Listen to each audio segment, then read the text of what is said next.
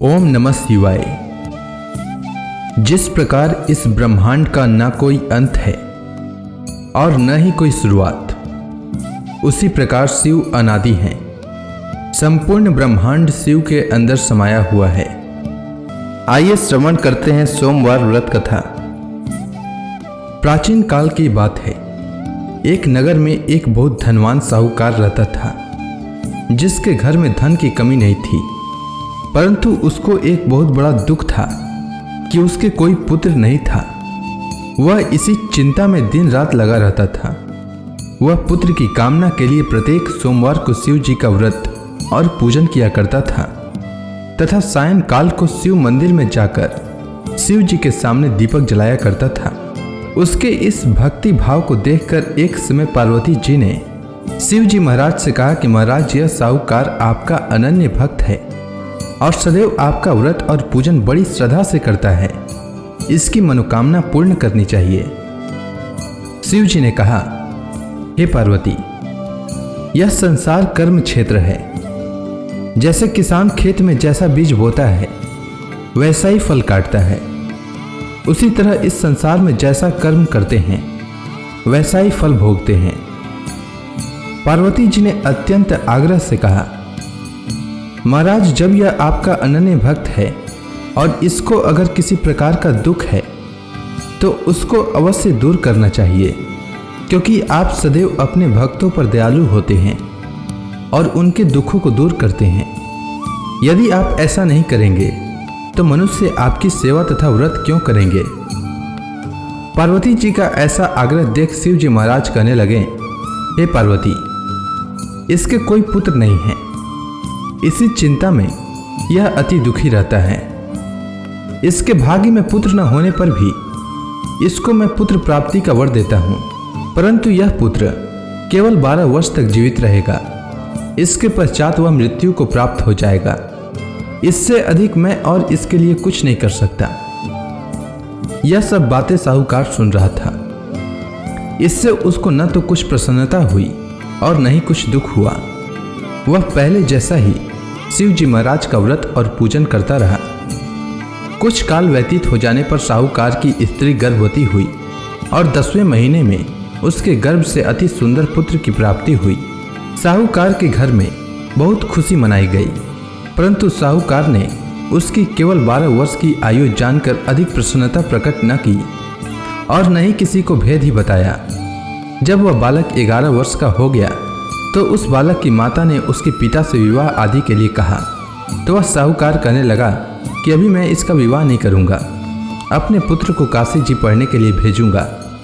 फिर साहूकार ने अपने साले अर्थात बालक के मामा को बुला करके उसको बहुत सा धन देकर कहा, तुम मेरे बालक को काशी जी पढ़ने के लिए ले जाओ और रास्ते में जिस स्थान पर भी जाओ यज्ञ तथा ब्राह्मणों को भोजन कराते जाओ। वह दोनों मामा भांजे यज्ञ करते और ब्राह्मणों को भोजन कराते जा रहे थे। रास्ते में उनको एक शहर पड़ा। उस शहर में राजा की कन्या का विवाह हो रहा था। दूसरे राजा का लड़का जो विवाह कराने के लिए बारात लेकर आया था, वह एक आंख से काना था। उसके माता पिता को इस बात को लेकर बड़ी चिंता थी कि कहीं वर को देखकर कन्या के माता पिता विवाह में किसी प्रकार की अड़चन पैदा न कर दें।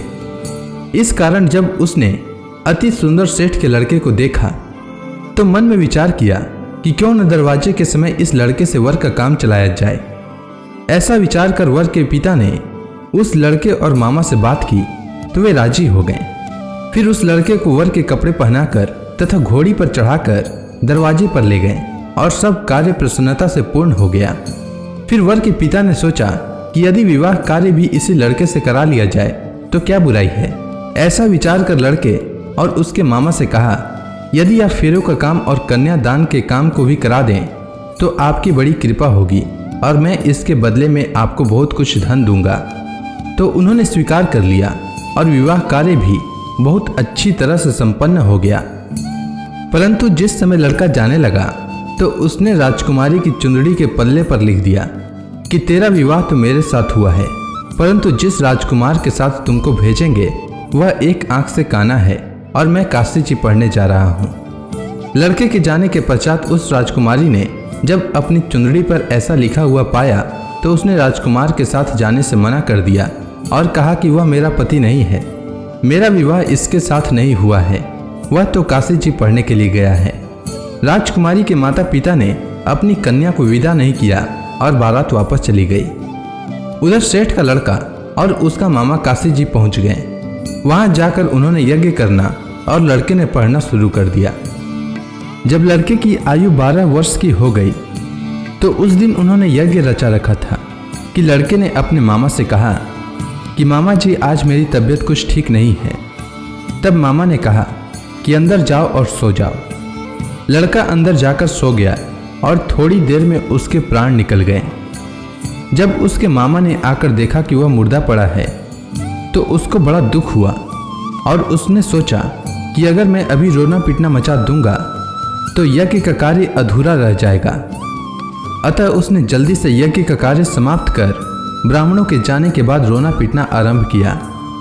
संयोगवश उसी समय शिव पार्वती जी उधर से जा रहे थे। जब उन्होंने जोर जोर से रोने की आवाज़ सुनी तो पार्वती जी कहने लगी कि महाराज कोई दुखिया रो रहा है, उसके कष्ट को दूर कीजिए। जब शिव पार्वती ने पास जाकर देखा तो वहां एक लड़का मुर्दा पड़ा था। पार्वती जी कहने लगी कि महाराज यह तो उसी सेठ का लड़का है जो आपके वरदान से हुआ था। हे महाराज, इस बालक को और आयु दीजिए, नहीं तो इसके माता पिता तड़प तड़प कर मर जाएंगे।